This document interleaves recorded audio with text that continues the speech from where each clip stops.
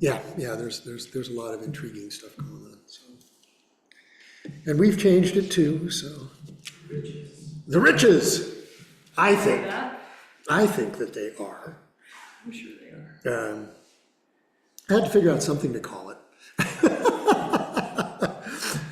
So I want to start just by talking about sacraments in general. And as I mentioned to Elaine, this is a sort of a rerun of something that I did in COVID, when I did a whole series on the sacraments. And it was called Sacraments at a Slant, because I take this sort of idiosyncratic approach to understanding them. But I think that it's just helpful here. So, the sacraments, we've heard this or we've read this in the Book of Common Prayer. Sacraments are outward and visible signs of inward and spiritual grace given by Christ as sure and certain means by which we receive that grace.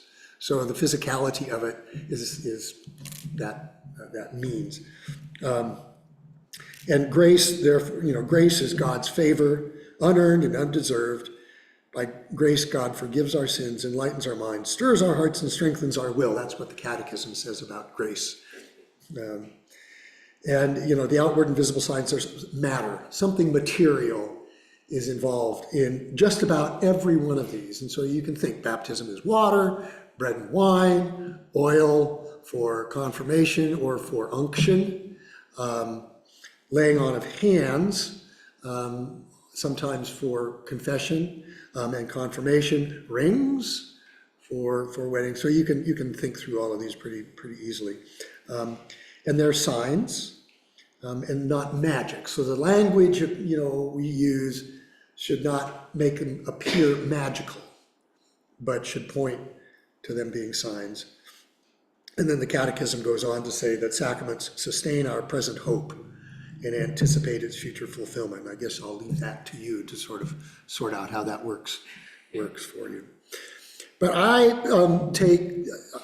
the sacraments at a slant. What I'm going to do here today is take it as a different perspective. I'm not going to talk so much about the theology about it as we might have, because I'm just curious, why do people do what they do? And I'm a sociologist, an anthropologist, so I ask those questions. And so if you think of Maslow's hierarchy of needs, start down at this basic one, you get up to self-realization. Where do the sacraments fit in with this? Why do we do these things? And then, what is the power of ritual as well? We do things and they speak to us because if they didn't speak to us, we wouldn't keep doing them, right? And they say something. So why is it that singing a great hymn on Easter online is different than singing it in a congregation?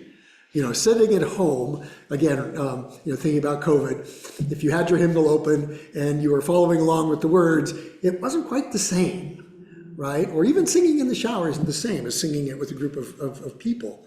And that's part of the ritual of it. That at this point, we're going to say, at the end, we're going to sing something that closes us out.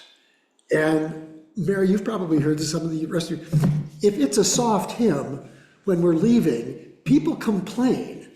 They want something that is going to send you out. There is that ritualistic movement from one place to another, and you want to be empowered to do that. So it's the power of the actions. We'll hear in the instructed Eucharist, and I remember the first time I sort of thought about it, but that the breaking of bread, the breaking of the loaf, has no counterpart in any other religious tradition. Now, it's not to say that the challah isn't broken at the Sabbath, but it's not in the same kind of way that is it's a ceremonial breaking of the bread rather than this liturgical action that signifies something. And that it's absolutely different and absolutely sort of stunning if you think about it, because we all get quiet and we watch this piece of bread being broken. But we break bread at home all the time. But why is this different? It's the ritual. So all of this stuff, go ahead. That 4 kids in the pew while mom and dad were busy doing stuff. And right then, the 3-year-old piped up and said, "Look, Auntie Elaine, God's making breakfast." You know, in a 3-year-old voice that carries. Yeah. But there's that, you know, she recognized in that. This is more than just, he's doing something funny. Right, and of course, the power of ritual also means that there's an arc leading up to it. And in non-liturgical churches, the question is the arc leading to the sermon, or is the arc leading to something else? In Episcopal churches, or in liturgical churches in general, there's an arc that sort of goes up to the offering, and then it dips, and then it goes up to the consecration. And we'll talk a little bit about the offering. So how do these work for Christians sacramentally? How do these kinds of things that we do work for Christians? Because we're not the only people who do ritual. So how is it different for us? We do them as Christians, and so how we imbue all of this stuff with meaning has to do with who we are as Christians. So we'll look at the Eucharist in context of anthropology, history of religions, all of this kind of stuff. It'll come up. I'm not going to say, well, sociologists say this and history. You'll just see it.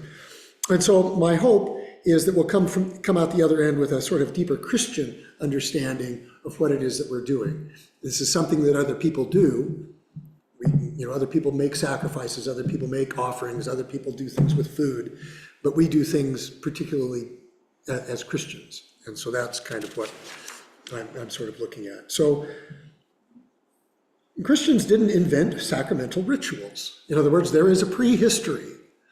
And without thinking about bread and wine, as we'll hear in a few moments, that the service that we will do, or the service that we do, grew out of Judaism and synagogue worship. We took it in a different direction, did different things with it, but it grew out of that. Meals, sacramental meals, we have done things with those. There were sacramental meals all over the world before Christianity came around. We just do our own. So all of these are there, and they may look different among other religions, or they may look different among Christian groups. If you've ever been to an Orthodox Christian worship, they have blessed bread. It's not the same thing as the Eucharistic bread. They have this bread that and everybody gets it. You can take it home. Everybody gets it. But if you're not Orthodox, you don't take communion. But everybody can have the blessed bread. So here you've got bread, you've got wine, but then you've got this extra bit of bread that you can take home. I grew up in a church where we had these teeny little things that were, I don't know, they were maybe a half-inch, quarter-inch square that were the bread. They were made by people in the church, but they had a special press to press them out, and that was our communion bread. We only did it 4 times a year, but I remember that, and then the little cups of grape juice, they're celebrating Eucharist in their way. It's just very different than what we do. And then some are going to surround the ritual with smells and bells and holy yells, and others, it's going to be pretty straightforward, even if it's an Episcopal church. So it's going to look different so not everybody does the same thing. The question arises, is there a right way? And who knows about that? So we're going to talk, of course, specifically about the Eucharist, and we call it the Eucharist, which is just a Greek word that means thanksgiving. So if you open a prayer book and you get to the part where it starts, the Lord be with you and all that, it says at the top, the great thanksgiving, the great Eucharist is what they're saying. That's one term for it. Lord's Supper, of course, another one that you will hear often. You'll hear it referred to mostly in Catholic context as the Mass. We'll talk about that. Sometimes it will be augmented to be the sacrifice of the Mass. And in the Orthodox tradition, it's the divine liturgy, the divine work of the people, which is kind of interesting in and of itself. So what is it with the bread and wine? Well, here's where we're going to start having to do with eating together. And this has to do with this technical word called commensality. Mensa is the table, which means that who can be at the table together.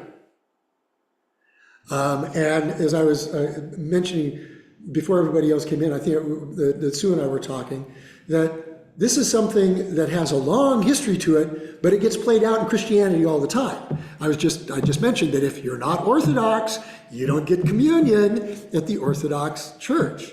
You're not part of that table. So this is there. So in its literal sense, commensality means eating at the same table. It's eating with other people. But which people? So that's a question that we struggle with in the church. But it was struggled with a long time earlier that. And part of it is that in antiquity, and you might see it in some primitive societies, primitive in quotes, societies today, you are what you eat. So if you eat something, you take on the characteristics of it. And we've heard that in other societies. Well, I'm going to eat the bear because then I will take in the power of the bear. That kind of stuff. So what you eat makes you like the thing you eat. And so eating a common people makes people more like each other. So think about that at your family table. Okay? You've got the family table, right? And then who else is there? Well, you get to choose who else is going to be there. And then they're usually guests. Not anybody can walk in and say, I'm going to have dinner with you tonight. Well, maybe not. It has nothing to do with religion or anything like that. It has to do with who's welcome at the table. And the ethnographers, these anthropologists who write books explaining other societies, have noticed for a long time that primitive peoples, so-called, would set up complex rules about who might share the kill. And so even if you think about the rules in Leviticus and Deuteronomy and all of those, who got to eat which part of the sacrificial animal? The structure of who got to eat what is part of commensality. If you think about at that point, and I'm not sure exactly when it happened, that point at which the laity would only get the bread and the priests would get the wine, well, you knew you were special because you got the wine. That was an example of commensality of who got to eat what. We'll talk a little bit more about that. And that there's common meals, especially liturgical meals, are very, very different from daily eating. Usually it does make, kids late, whatever. You don't start over and say, okay, now we got to say grace again because Johnny was late. You just keep going. And so all of those kind of things. So a common meal turns selfishness of eating into being together, whether or not they share any common interests. So you have a guest, and we may not have any main common interests except that we invited them to eat with us, but it means that we are being together. Commensality, therefore, is both inclusive and exclusive. We know who we include and who we exclude. And that is true here. We do it in a couple of different ways, at least in the Episcopal Church, and I will say I because I'm making that decision, other priests make it a little differently, is in the Episcopal Church, it's still the case that you need to be baptized to be admitted to the table. Other churches, that's not the case. We'll admit anybody who's been baptized. Other churches say you have to have been baptized in our group. So it's inclusive. All of those of us who are baptized are invited to this table. The other side of that is, if you haven't been baptized, you can't come. We don't talk about that quite as much. Although I know that there have been in the past, both in Roman Catholic and in Episcopal churches, there might be something in the bulletin that might say, if you have not been confirmed in this church, you are not supposed to receive. So it is both inclusive and exclusive. And it depending on how you do it, it can manifest equality. Let's say the table's round, or a hierarchy, who gets to be served first. And in our prayer book, I'm not going to look it up, but in the little italicized stuff when you after the gifts of God for the people of God, take them in remembrance. After that, little italicized word says, the ministers receive first and then distribute it to the people. Yes, it says that. That doesn't mean that we always do it, especially if we're in an informal setting. The ministers might serve, if you're going around a circle, say, and each person communicating the next person, it might be that the celebrant takes it last after having served it to somebody else, sends it around and then. But that's an informal, that's not sort of the way. So all of this stuff, it provides a script or a template for how we eat together. That's what it does. It draws us together. Commensality brings us together, defines who we are and who we aren't, or who is not us. And we practice that. It's there, but it has a long history. So just think about it biblically. The Egyptians didn't eat with the Israelites. Joseph, his brothers come in, he had to eat by himself because the Egyptians don't eat with the Hebrews. It's commensality. Even though they were his family, at that point, he was still maintaining the distance. They served Joseph by himself and them by themselves. The Egyptians who ate with him by themselves, because Egyptians could not with the Hebrews, for that's an abomination. It's not, an abomination to the Egyptians. It's not just, this isn't done. Kosher rules, cleanliness rules are part of that. Sort of, when the teachers of the law, who were Pharisees, saw Jesus eating with the sinners and tax collectors, they asked his disciples, why does he eat with tax collectors and sinners? The implication of commensality there is that you had to be in a certain level of moral uprightness to be welcomed at any table. And if Jesus was going to eat with those people, that raised a question. And it was crossing those commensality boundaries. And Peter, the tarp comes down with all the animals.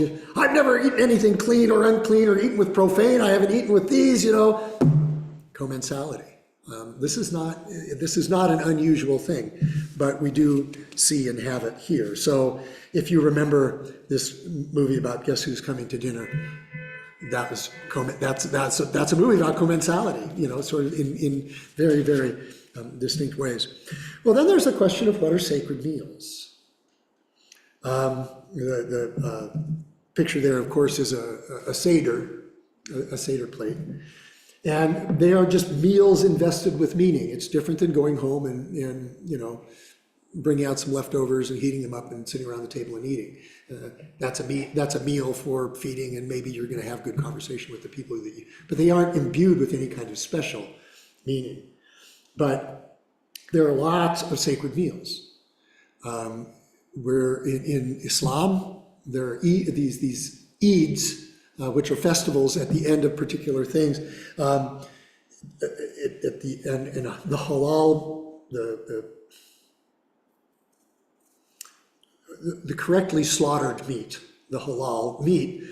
These are particular meals that are invested with importance. At the end of each day in Ramadan, the iftars, and then at the end of Ramadan there would be these sort of special meals. In Taoism, certain foods had certain symbolism. Noodles meant long life, and so you would eat them you would certainly eat them on particular times. We, because our kids are Chinese, have celebrated one way or another Chinese New Year, Lunar New Year, every year. And there are certain foods, you can get the books, there are certain foods that you want to try and have at that table because they mean certain things, whether it's because of their color or their shape or their size, and there's always long life noodles because they're long. So we always have long life noodles. For Theravadan Buddhists, monks, they would go around beg, they would only take leftovers. So it was the leftover meals, food that would go to the monks. So here's food is just imbued with meanings. Biblically, we think about the Passover and all of the foods that now have pretty distinct meanings to them. If you know the Jewish festival of Purim, which is this great celebration that comes from the book of Esther, where Haman, the evil guy, gets he wants to kill Esther and her people, and she turns around, he gets hung, and so there's this, yay, we won, and this great food. And they have this little pastry that's called a Hamantaschen that you need to eat during Purim. You don't eat it any other time, but it's this food that's imbued with meaning. And then, of course, there's the Lord's Supper for us. Do we have a meaning about the table? Does the shape of the table mean anything? So does a sacred meal require a holy table, or does it imply one? And so if it's round, we all remember the debates at the end of the Vietnam War about the shape of the table in the peace talks. We couldn't have it round, we had to have, who was at the head of the table, who was in charge? So do you have a round table? If it's square, that also indicates some kind of equality, but it may not, depending on who's facing where. Rectangular, similarly, where is that, and who's at the head of the table, and who sits where? So in the Episcopal Church, actually a Roman Catholic in the Episcopal Church, after Vatican II, and the altar moved out, where the priest stands says something. So in the old days, with the table at the wall, the priest facing the wall, in other words, and celebrating the Eucharist, facing the wall, sort of being the channel through whom the congregational stuff is flowing, right? You turn the table around, or you bring the table out, and the priest stands behind the table. Then does the priest become the paterfamilias at the family dinner? It's so, but still there at the front. It's just that the role that's being played out is a little different. And if you think of traditional church architecture with everybody in pews, facing up, looking forward at that table, as opposed to ours, which is semicircular, not quite a half circle, or if you've been to Most Precious Blood. I've never been in Francis Cabrini. Cabrini is the altar's in the center. And everybody's around it. And they're around on three sides. Three sides. Yeah. Yeah, at Most Precious Blood, they're basically around all sides, which means that the poor preacher has to sort of wander around to make sure that, he's seeing everybody. But it sort of says that we are here at this common table. That's a theological change that was a result of Vatican II. We had quite a conversation a couple of churches ago on that. But we moved the altar out, but more to the center, not quite, but the choir and so then there was a question of where do we aim our eyes during the creed? And that conversation went on for a very long time. Finally, it was decided that altar was the place to look. But those sorts of things, we instinctively know, but now it isn't. So Right, now what? right. And if you upset the order of the service, or you upset the building or anything like that, it raises lots of questions, and you find out how important ritual is to the individual. Even if you don't know why you're doing what you're doing. Right. It doesn't feel right not to do it. And the counterpart to that is that's my pew.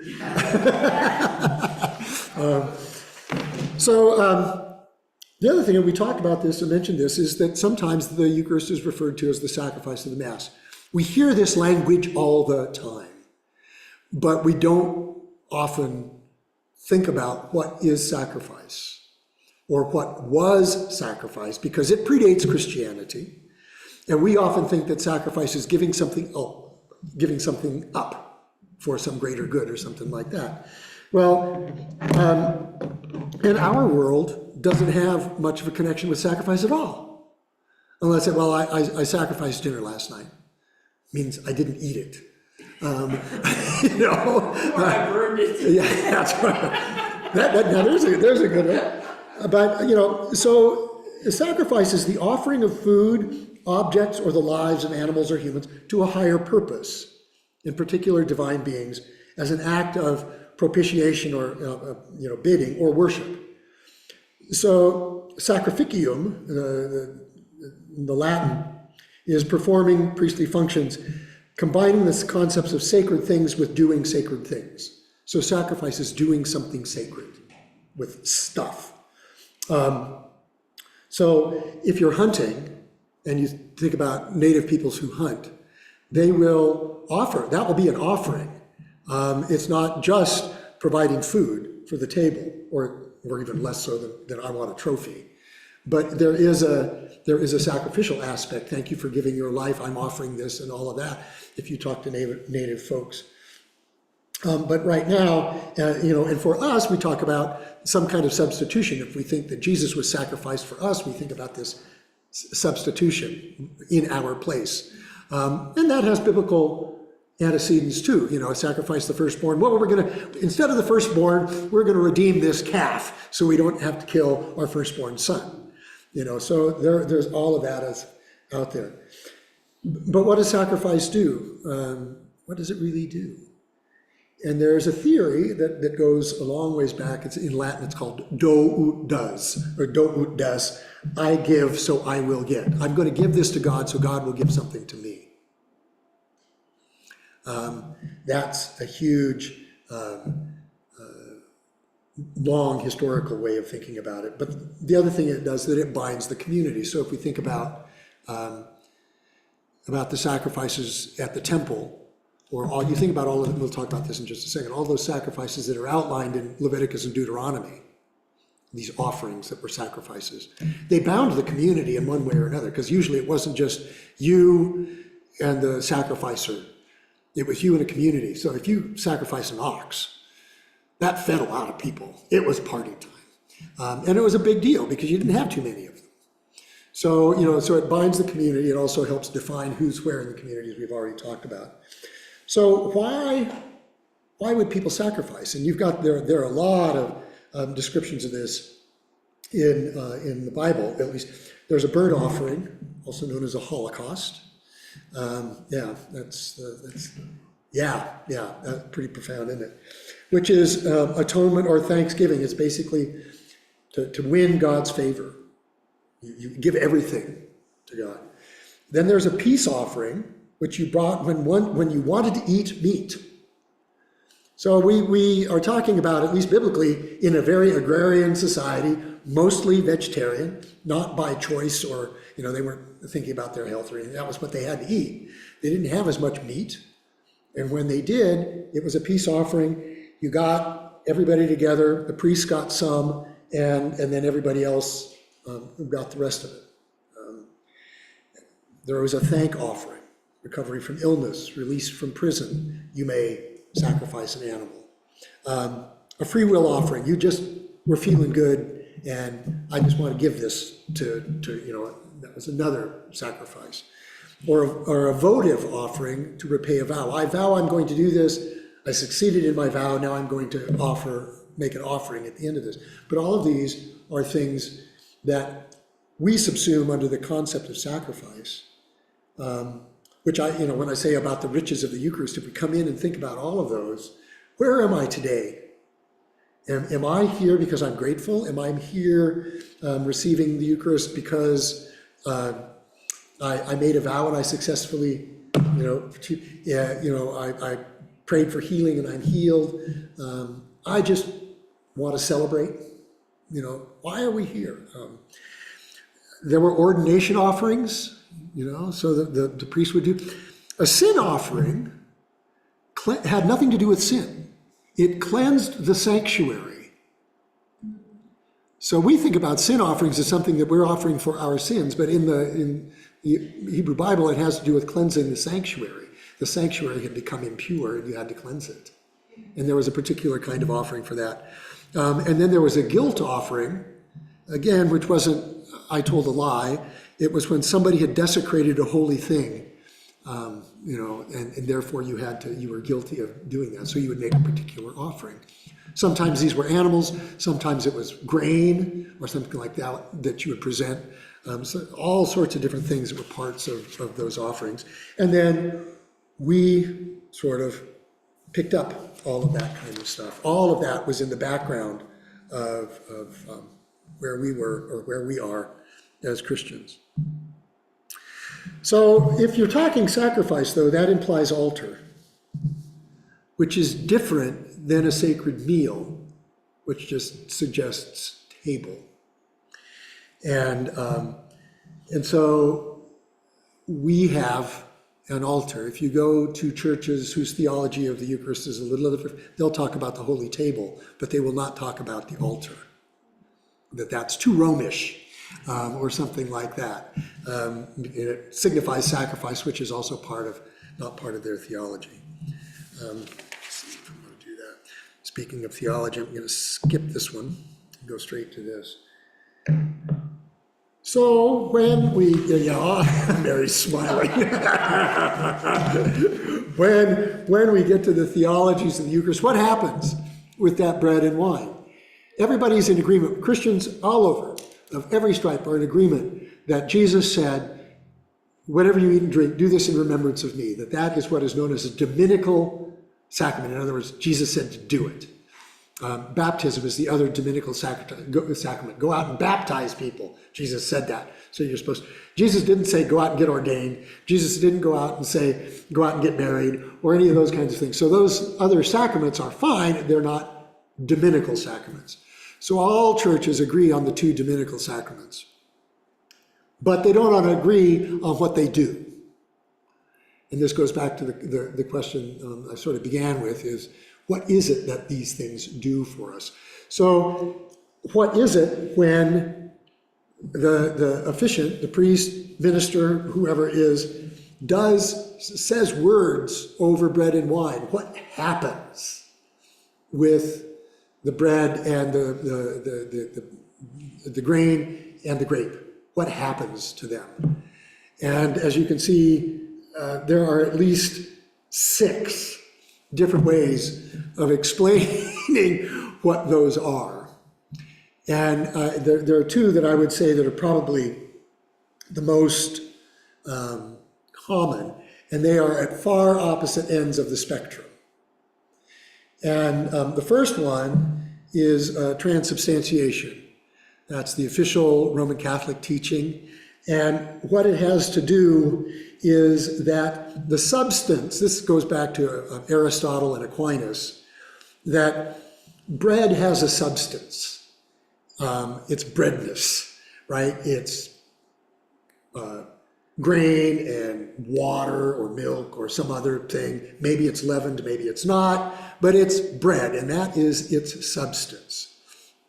Wine has a substance, yeast and fruit juice, right? That's turned into something else, and now that's wine. Transubstantiation says that the substance changes, but the essence stays the same. The essence of bread is bread. It has the substance of wheat, yeast, and all of that kind of stuff. So, no, it has the essence of wheat, yeast, and this is so confusing. What changes is that it is no longer bread, it becomes body. But it still has wheat and yeast and all of that. You're nodding. I finally got to it. I finally got around to it. I get it wrong it has to do with substance and accidents. So the accidents are the physical traits. And those don't change, the substance changes. So this is my body, this is my blood. At those words, they change from bread to body and from wine to blood. And when we, going back to what I started with, when we talk about the words that we use, we have to be careful that this isn't magic. When you say, this is now blood, this is now body.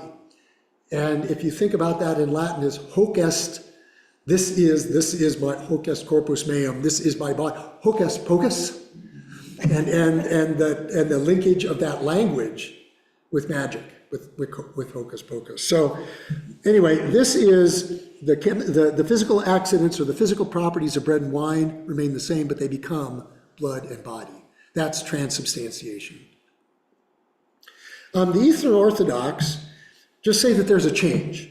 They don't want to be tied down by the specifics, but they believe that Jesus is really present in the bread and wine. That's kind of like us. And they just use the word change when the Spirit is called down on the bread and wine. Transubstantiation was adopted by some Orthodox churches, but it's been criticized as being too Latin by the Orthodox. So some churches have accepted it. Then there's another one that's sort of called consubstantiation. So the bread retains its substance, and Christ's body comes down into the bread through the consecration, and they're found together and complete. So it's both and some Anglicans believe that. We don't get really picky about it, for the most part. Then there's what's called sacramental union. In the use of the sacrament, the consecrated bread is united with his body and the consecrated wine with his blood for everybody, believing or unbelieving, to eat and drink.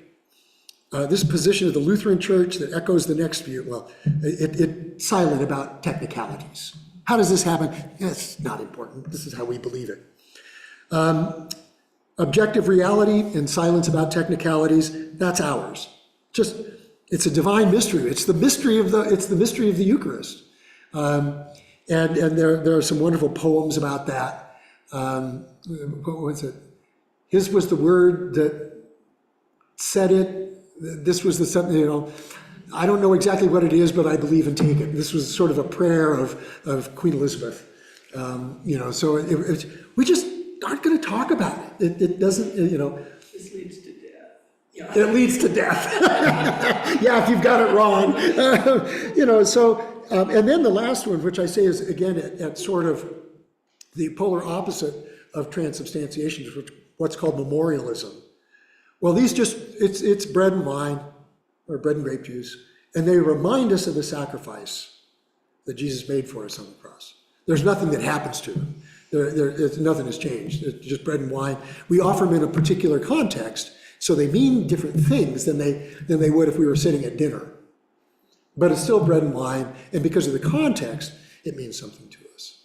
And that's United Church of Christ.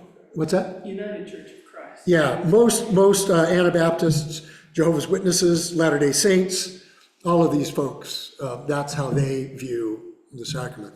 We are real presence people for the most part, although there will be Anglicans who will certainly talk transubstantiation language. But for the most part, we are real presence. We don't care much. We're not going to spend a lot of time. I had a student there's a Lutheran high school in Parker. Yes. And she lives across the street. She called me up or emailed me. She said, I'm doing my religion class. Can I come and interview you? And I said, oh, sure. So this was a few weeks ago. And we were talking about this, and I said, we just don't spend a whole lot of time saying it. It's what it is. We believe that Christ is really present here. And she wasn't a lifelong Lutheran. I don't know why it was that she decided she was going to go to that school. And she transferred from Creek to go there. And is learning a whole lot about Christianity while she's there. But it was fascinating to try and talk to somebody who really had no sort of background in all of these. And she was asking me questions about how are you same, how are you different, all these kinds of things. I think it's either a Wisconsin or a Missouri Synod high school, but it's not an ELCA high school, pretty conservative school. Do you have room for an anecdote? What? Do you have room for an Oh, yeah, we got time. I had a kid come to a church in Rochester, and his parents basically dumped him there on Wednesday when we had his youth group. We were happy to have him, but they weren't participating. They just needed time away. And if you met him, you'd need time away too. But he had no idea what we were doing, and it was a requirement if you went there. Once a month, you would sing in a children's choir. that was the payoff. You had to be there on Sunday, wear the outfit, and sing.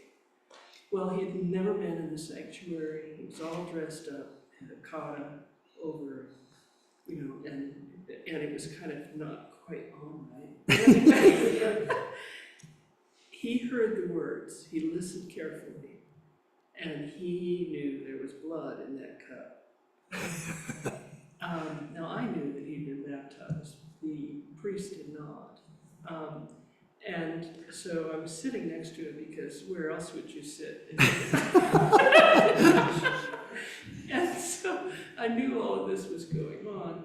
And when the priest knew that these kids were could be new to this, so after she blessed it, she brought it around. He practically jumped into the cup.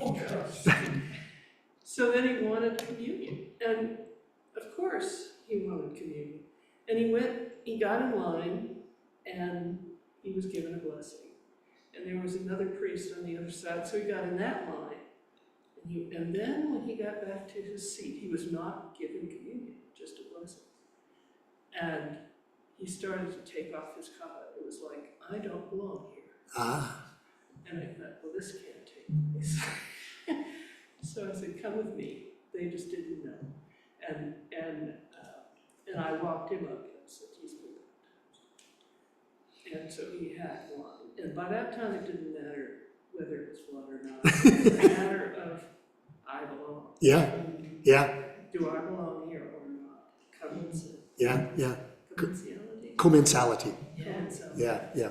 But these theologies make a difference in how you do bread and wine. Of course. I was at a ecumenical Catholic church for a time, and they were using French bread for communion, which to me is trying to take French. But, when you take French bread apart, there's a gazillion little pieces. Yep. And so I get up there and I'm going, oh my God, he's all over the floor. So I'm down there picking him up, And then I get back to my seat, and a friend who was a former Anglican said to me, it's okay, they believe it doesn't become Jesus until it hits your mouth. And I went, okay. That's interesting. Never heard that one. And so there was no big deal that it was all over the floor, because it's not holy until it hits your mouth. But it's like, that fits in, I don't know where that comes from, if that's even true, but it makes a difference in how you look at Yeah. the stuff. So ending here with putting it all together, maybe, is the Eucharist a sacred meal or a sacrificial offering? Or is it both and? What does it say? What does it have to say about the pieces of furniture at the front of the sanctuary? What does it say about the role of the person who's presiding? Are they a head priest, or are they the paterfamilias, something like. When I was at Duke, I've told this story before, so some of you may have heard it, but the dean of the chapel at that time, Will Williman, and I was serving as the Episcopal campus minister at that point. The dean of the chapel invited Bishop Spong to come to Duke. He says, it's February, there's nothing going on, he'll spice things up. And since you're the Episcopal campus minister, you can be a chauffeur. So I got to spend a lot of time with Bishop Spong. Anyway, so he was giving a public lecture in the chapel of the Divinity School. Okay, so this was not Duke Chapel, not the big Gothic thing, but the Divinity School chapel where the Divinity School students would gather for worship. And they'd converted a library into it, so it was oddly shaped. But in the center, along one of the long walls, was the dais, raised area with a piece of furniture on it. And so Spong had been lecturing, standing up. He was a great walker. Every so often he'd return to the thing and get his. And then it was time for Q&A. So he walked around, we'll pretend that this is the front. He's answering questions. And he sat down to sit, on this piece of furniture. And afterwards, this Methodist student who was dressed in an Anglican collar because he'd been off doing his seminary field work or whatever, and he felt like, well, I guess if I wear this, it makes me look. He berated Spong for sitting on the altar. So I just sort of calmed him down. And I'm driving him back to his hotel. He said, what was that kid's problem? He said, for one thing, it's not an altar if you're Methodist.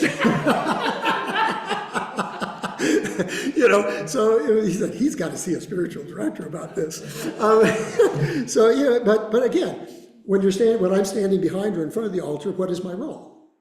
Am I collecting the praises and offerings of all and presenting them to God? Or am I sort of the head of the table carving the meat for the family dinner? It just raises the question. I don't think that there's right or wrong. I've seen altar guild go bananas because kids were running around. Yeah. They didn't want to pass the way. Yeah. And so how do we treat the space? I'm not saying that we shouldn't treat the space with respect, but is it a forbidding space so that somebody walks in and says, I don't belong here? Because the space itself becomes forbidding or is made forbidding by the people who are there. And is the Eucharist an example of commensality? Well, yeah, we've already talked a little bit about that. That, some people are in, some people are out. And of course, as we engage ecumenically, we talk about who are our full communion partners. Now, the Episcopal Church says, if you are baptized, you are welcome to take communion.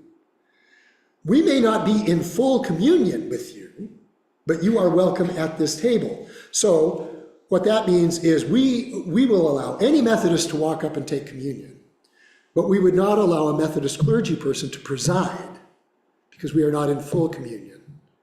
We are in full communion with the Evangelical Lutheran Church. We are in full communion with the Moravian Church. We are in full communion with the Old Catholics. We are in full communion with the Swedish Lutherans. We're in full communion with a lot of churches, but we aren't with others. If you're Missouri Synod Lutheran, you're only in full communion with Missouri Synod Lutherans.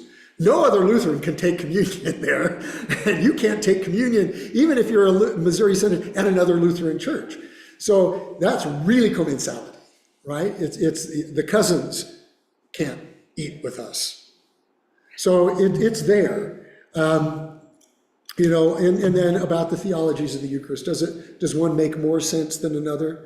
Is it critical that we agree on what happens at the Eucharist? I will say. I think the Catholics have even backed off being critical about that. Have they? I think that there was some discussion about it being based on Aristotle's idea of an atom, and we all know that atoms aren't like that anymore. Oh, interesting. I haven't. I think there's been, a little bit of movement away. Oh. I'll have to ask the next time I'm at one of my ecumenical gatherings. I'll have to ask some of the, because at those, the Catholics who show up at those tend to be pretty cerebral theologians. But yeah, that it raises that really intriguing. So many people, the reason, you see the word consubstantiation and transubstantiation, and all I can think about is how many people literally died over difference. Yeah. It's just too dangerous to even use those words. Yeah, people did die over these things, just like they died over how the human and the divine are united in the person of Jesus. People died over this stuff. I can't, I got more important things to do than a lot of that. But it's not to say that it's not important stuff. But I think it's okay for everyone to make their own Right. conclusion and not talk about other right on. Kind of like in polite conversation, we don't talk about sex, religion, and theologies of the Eucharist. But I've told this story too. I don't think. Well, anyway, I'd probably been ordained a priest 6 or 8 weeks, and so I was dispensing the bread instead of the cup, because in the church where I was, even as a deacon, I just was doing the cup along with lay folk. And And I remember there was this time I was doing the bread. And, you know, and everybody at this church was kneeling. So they're not looking up at you. You know, they've got their hands out like this and they're looking to see. If you're standing, it's a different kind of thing. Or if, you know, and so I'm going by with the bread, and there was several folks who were all standing. And so I was looking at them, and they were looking at me. I wonder what they think I'm giving them. And does it make a difference whether or not we're in agreement about what I think about this and what they're receiving? Does that make a difference? I decided no, it doesn't. So anyway, that's, any questions? We got just a few minutes before I want to close all this down and go get ready for the next thing, but any questions or comments about all this stuff? I told you last time I was at a funeral at the Catholic Church, there was an announcement before communion, if you were not a practicing Catholic, you were not to receive, and I decided, I was baptized, confirmed, and all of that, and I went, and nobody knew. I usually respect that, I don't, but because, you know, I have been invited to the table. Yeah. I don't wanna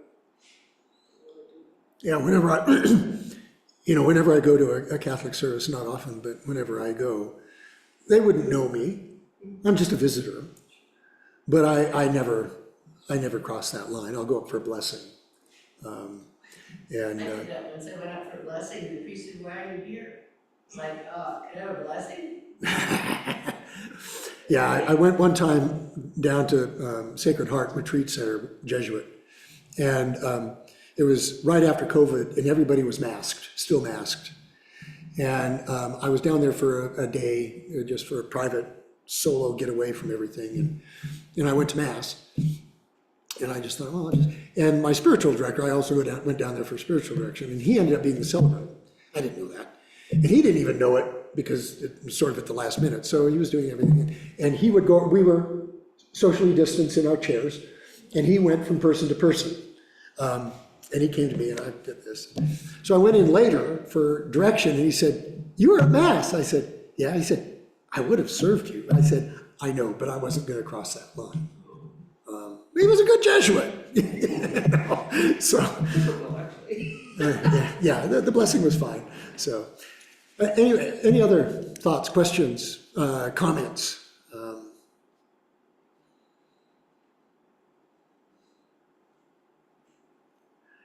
As I said at the beginning, I find it fascinating. It's my nature I find it fascinating to think about what we do in the context of all of this other stuff. That it's not just the Last Supper. That had its context too. You know, and it wasn't a sacrificial meal in the Last Supper. It was Passover, you know, the closest thing. So that's not a sacrificial meal. And then all of a sudden we got these words, "This is my body and this is my blood," which changes the nature of what was going on in that meal. So these things move back and forth. I mean, there was no sacrificial nature to the cups in the Passover or any of that. Or on a Sabbath, it wasn't big. Part of the drama of that was that they were expecting him to say the traditional words of the bread and wine. Yeah. That you would, that they still say. Yeah. And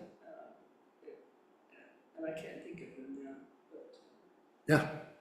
And Baruch atah Adonai Eloheinu melech ha. To those there who didn't do that. Yeah. The traditional blessings. Yeah.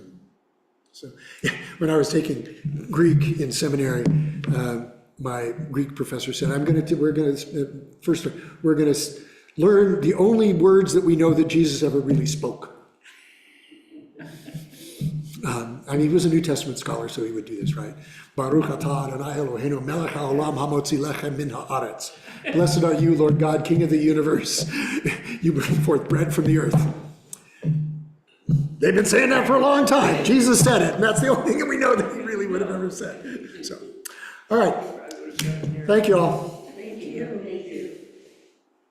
Cabrini redid What's that? the church. Cabrini redid the church. It's not quite done. I've been there a couple weeks ago. I was there for my quilting group. Oh, yeah. It's interesting. The biggest